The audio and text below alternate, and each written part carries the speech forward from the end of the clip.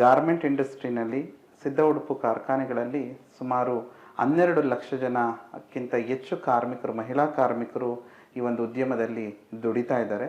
ಈ ಉದ್ಯಮದಲ್ಲಿ ದುಡಿತಾ ಇರುವಂತಹ ಕಾರ್ಮಿಕರಿಗೆ ಪ್ರತಿನಿತ್ಯ ಕಾರ್ಖಾನೆಯಲ್ಲಿ, ಕೆಲಸದ ಸ್ಥಳದಲ್ಲಿ ಹಾಗೂ ಸಮಾಜದಲ್ಲಿ ಅನೇಕ ರೀತಿಯಾದಂತಹ ಶೋಷಣೆ ಮತ್ತು ಅನ್ಯಾಯಗಳು ಆಗ್ತಾ ಇದ್ದಾವೆ.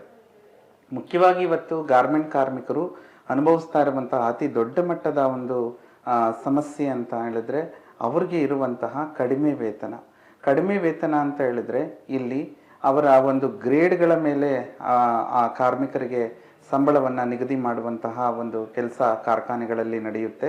ಕುಶಲ, ಅತಿ ಕುಶಲ, ಅರೆಕುಶಲ ಅಂತ ಹೇಳಿ ಈ ರೀತಿ ಗ್ರೇಡ್ಗಳನ್ನು ಮಾಡಿ ಆ ಕಾರ್ಮಿಕರಿಗೆ ವೇತನವನ್ನು ಫಿಕ್ಸ್ ಮಾಡ್ತಾರೆ. ಆ ನಿಗದಿ ಮಾಡುವಂಥ ಸಂದರ್ಭದಲ್ಲಿ ಆ ಕಾರ್ಮಿಕರಿಗೆ ಎಲ್ಲ ಅವರ ಸಾಮಾಜಿಕ ಸೇವಾ ಭದ್ರತೆ ಎಲ್ಲನೂ ESI, PF ಇವೆಲ್ಲ ಕಡಿತಗೊಳಿಸಿ ಮನೆಗೆ ತಗೊಂಡು ಹೋಗುವಂಥದ್ದು ಕೇವಲ 8 ರಿಂದ 10 ಸಾವಿರ ರೂಪಾಯಿಗಳು ಅವರ ಕೈಗೆ ಸಿಗ್ತದೆ. ಸೊ ಈ 10 ಸಾವಿರ ರೂಪಾಯಿನಲ್ಲೇನೆ ಈ ಕಾರ್ಮಿಕರು ತಮ್ಮ ಜೀವನವನ್ನು ನಡೆಸಬೇಕಾಗ್ತದೆ. ಈ ಒಂದು ಉದ್ಯಮದಲ್ಲಿ ಬಹು ಹೆಚ್ಚಿನ ಮಟ್ಟಿಗೆ ಮಹಿಳಾ ಕಾರ್ಮಿಕರೇ ಸಂಸಾರದ ಜವಾಬ್ದಾರಿಯನ್ನು ಹೊರುವಂತಹ ಒಂದು ಸತ್ಯ ಇವತ್ತು ಇದೆ. ಈ ಕಾರ್ಮಿಕರನ್ನೇ ಹೆಣ್ಣುಮಕ್ಕಳೇ ತಮ್ಮ ಸಂಸಾರದ ಜವಾಬ್ದಾರಿಯನ್ನು ಹೊರಬೇಕಾಗಿದೆ. ಹೆಚ್ಚಿನ ಇವರ ಕುಟುಂಬದಲ್ಲಿರುವಂತಹ ಗಂಡಂದಿರಾಗಿರ್ಬೋದು, ಬೇರೆಯವರಾಗಿರ್ಬೋದು ಜವಾಬ್ದಾರಿ ತಗೊಳ್ಳುವಂಥದ್ದು ಕಡಿಮೆ ಇದೆ. ಮತ್ತು ಅತಿ ಹೆಚ್ಚಿನ ಹೆಣ್ಣುಮಕ್ಕಳು ಮನೆಯಲ್ಲಿ ಹೆಣ್ಮಕ್ಳೇ ಅವರ ಒಂದು ಸಂಸಾರವನ್ನು ನಡೆಸುವಂತಹ ಒಂದು ಪರಿಸ್ಥಿತಿ ಇದೆ. 10 ಸಾವಿರ ರೂಪಾಯಿ ಸಂಬಳ ತಗೊಂಡೋಗಿ ಈ ಕಾರ್ಮಿಕರು ಈ ಒಂದು ಬೆಂಗಳೂರು ಬೆಳೀತಾ ಇರುವಂತಹ ಬೆಂಗಳೂರು ನಗರದಲ್ಲಿ ಈ ಬೆಲೆ ಏರಿಕೆಯಲ್ಲಿ ಯಾವ ರೀತಿಯಾಗ ಆ ಕಾರ್ಮಿಕರು ಜೀವನವನ್ನು ನಡೆಸಬೇಕಾಗಿದೆ. ನಾವೆಲ್ಲರೂ ಕೂಡ ಇವತ್ತು ಅದ್ರ ಬಗ್ಗೆ ಯೋಚನೆ ಮಾಡಬೇಕಾಗಿದೆ ಬಂಧುಗಳೇ. ಈ ಒಂದು 10 ಸಾವಿರದಲ್ಲಿ ಅವರು ಬಾಡಿಗೆ ಮನೆಯಲ್ಲಿದ್ದರೆ ಅದರಲ್ಲಿ 50% 60% ಅಷ್ಟು ಬಾಡಿಗೆಗೆ ಹೋಗುತ್ತೆ. ಮತ್ತು ಇವತ್ತಿನ ಶಿಕ್ಷಣ ವ್ಯವಸ್ಥೆ ತಮ್ಮೆಲ್ಲರಿಗೂ ಗೊತ್ತಿದೆ. ಖಾಸಗೀಕರಣದ ಹೆಸರಿನಲ್ಲಿ ಶಿಕ್ಷಣವನ್ನು ಖಾಸಗೀಕರಣವಾಗಿ ಶಿಕ್ಷಣಕ್ಕೆ ಕಾರ್ಮಿಕರು ದುಡ್ಡನ್ನು ವ್ಯಯ ಮಾಡಬೇಕಾಗಿದೆ.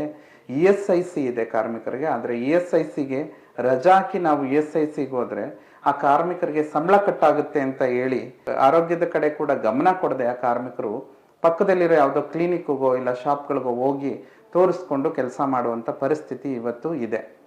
ಆರೋಗ್ಯಕ್ಕೆ ತಗಲ್ತಾ ಇರುವಂಥ ವೆಚ್ಚಕ್ಕೆ ಸಂಬಂಧಪಟ್ಟಂಗೆ ಅವ್ರಿಗೆ ಯಾವುದೇ ಹೆಚ್ಚಿನ ಆದಾಯ ಇಲ್ಲ. ಮತ್ತು ಹೆಚ್ಚಿನ ಕಾರ್ಮಿಕರು ಮನೆಯಲ್ಲೂ ಕೂಡ 5:30ಗೆ ಅವರು ಕೆಲಸ ಮುಗಿಸ್ಕೊಂಡು ಮನೆಗೆ ಹೋದರೂ ಸಹ ಬೇರೆ ಕೆಲಸಗಳನ್ನು ಮಾಡುವಂತಹ ಒಂದು ನಿಟ್ಟಿನಲ್ಲಿ ಕಾರ್ಮಿಕರು ಯೋಚನೆ ಮಾಡ್ತಾ ಇದ್ದಾರೆ. ಮತ್ತು ಅವರು ಎಲ್ಲೂ ಕೂಡ ತಮ್ಮ ಖರ್ಚುಗಳನ್ನು ಕಡಿಮೆ ಮಾಡ್ಕೊಳ್ಳಿಕ್ಕೆ ಸಾಧ್ಯ ಇಲ್ಲ. ಇವತ್ತಿನ ಜೀವನದಲ್ಲಿ ಮಾಡುವಂತಹ ಜೀವನ ಮಟ್ಟದಲ್ಲಿ ಅವರ ಖರ್ಚುಗಳನ್ನು ಅಡ್ಜಸ್ಟ್ ಮಾಡಲಿಕ್ಕೆ ನೋಡುವಂತಹದ್ದು, ಅವರು ತಿನ್ನುವಂತಹ ಆಹಾರದಲ್ಲಿ ಬಟ್ಟೆ ಕೊಂಡ್ಕೊಳ್ಳೋದನ್ನು ಕಮ್ಮಿ ಮಾಡ್ತಾರೆ. ಹಬ್ಬಗಳನ್ನು ಹೆಚ್ಚಿನ ದೊಡ್ಡ ಮಟ್ಟದಲ್ಲಿ ಒಂದು ಸಂಭ್ರಮವಾಗಿ ಹಬ್ಬ ಮಾಡೋದನ್ನು ಕಮ್ಮಿ ಮಾಡ್ತಾರೆ. ಅವರು ಮನೋರಂಜನೆಗೋಸ್ಕರ ಹೊರಗಡೆ ಎಲ್ಲಾದ್ರೂ ಪ್ರವಾಸಕ್ಕೆ ಹೋಗೋದನ್ನು ನಿರ್ಬಂಧಿಸ್ತಾರೆ. ಮಕ್ಕಳುಗಳಿಗೆ ಮನೋರಂಜನಾ ವಸ್ತುಗಳಾಗಿರ್ಬೋದು, ಮನೋರಂಜನೆಗೆ ಮಕ್ಕಳುಗಳನ್ನ ಹೊರಗಡೆ ಕರ್ಕೊಂಡು ಹೋಗೋದನ್ನು ಕಮ್ಮಿ ಮಾಡಲಿಕ್ಕೆ ನೋಡ್ತಾ ಇದ್ದಾರೆ ಇವತ್ತು ಕಾರ್ಮಿಕರು.